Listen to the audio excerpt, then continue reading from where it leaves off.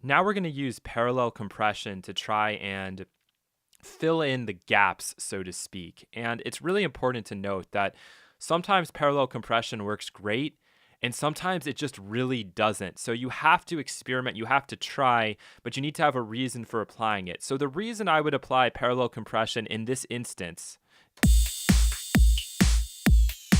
is probably because the low end, that low kick, that sub that we really emphasized before, is sticking out perhaps a little bit too much. And I want to try to bring in some balance to this signal. And so by using a parallel compressor, I can go back to my old saying of I can fill in the gaps. I can make it so that I get more energy into the top end. And I can do that by using a really aggressive form of compression so that we really clamp down hard on the low end and we're able to then, on a whole, bring up the rest of the quality and the content that exists in this drum loop that we have. So let's go with our classic parallel configuration, and we're just going to go and duplicate this track out. So right now it's just going to sound 2 times as loud. I don't need the Kotelnikov though on this one.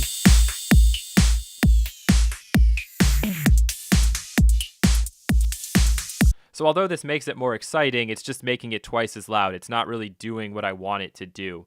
So let's go and let's bring on our DCAM free comp and set this up really kind of in opposite settings to what we just had with the make it bounce, give it a little more movement on the group. And so I'm going to put my attack all the way down. I'll put my ratio all the way up. That's going to give me the hardest compression. And then I'm just going to bring my threshold down quite a bit.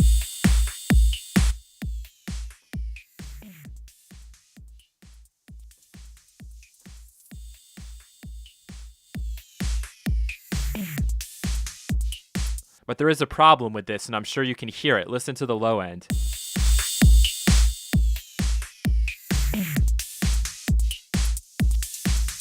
We're getting a decent amount of saturation and distortion down there. For some people, they might prefer that, and it might actually work in context. We can listen to it and see.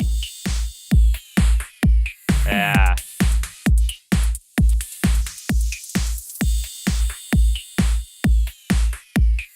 I would say for our purposes, it just enhances that low end even more. It actually kind of makes it worse. So what I'm going to do, and this is where it's all about using your brain, is for this drums group parallel,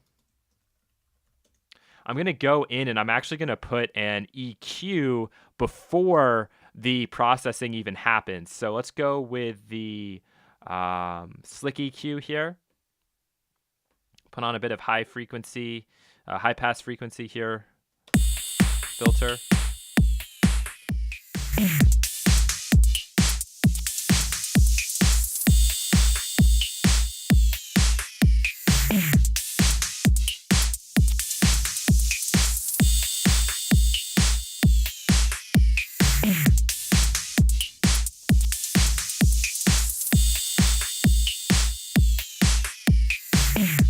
Okay, that's a little bit better.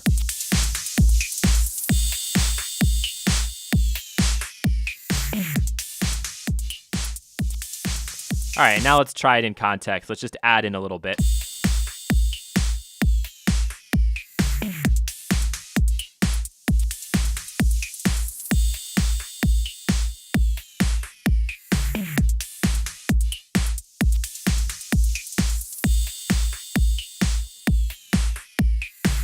And you can hear how that fills in the gaps a little bit. I could also go with the exciter on just this parallel and bring in some of the highs and maybe use the noise floor.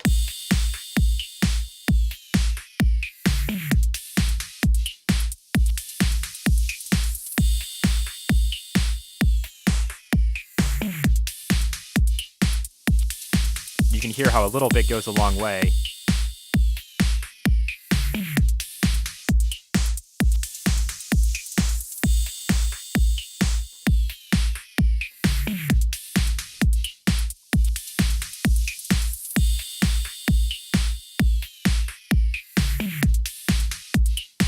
So right now, I'm really just listening back and thinking and asking myself, how does this sound?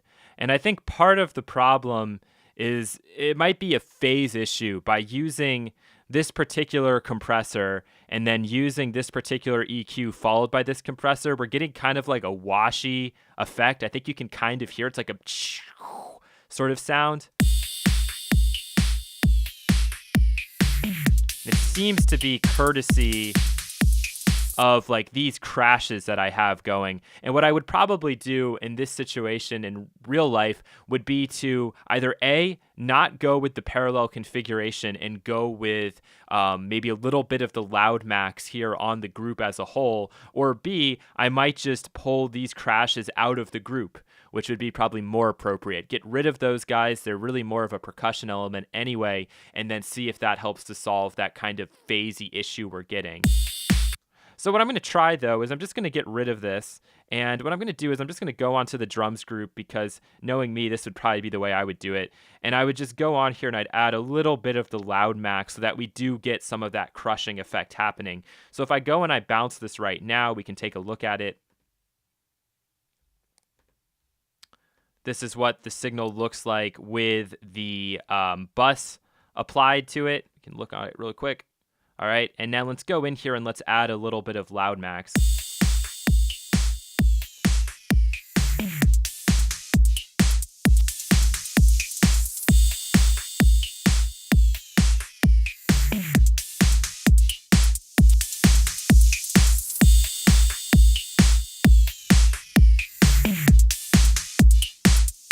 Try to get a good setting in here.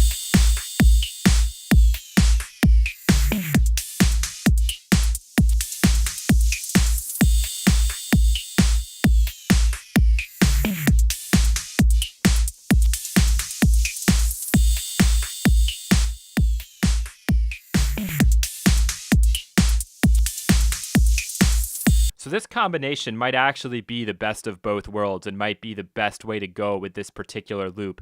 When you have really low sub frequencies, what happens is, like I said before, those are the longest frequencies. These are like literally the biggest, the farthest length. They disturb the most air, and therefore they are what's really triggering the compressor here very hard. And it's also what's going to cause the LoudMax to saturate.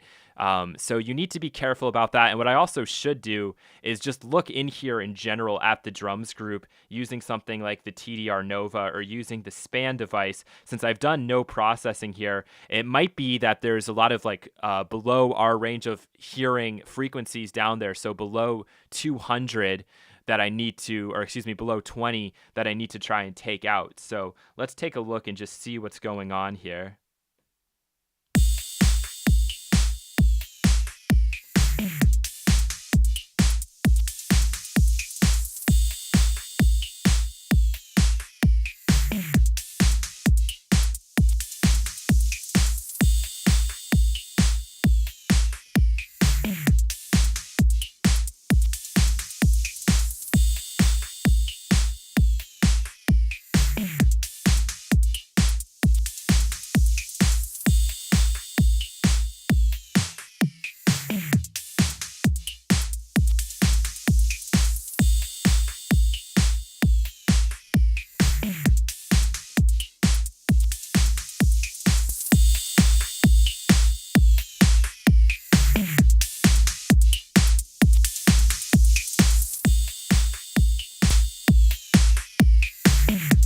I'm not a fan of these really steep curves.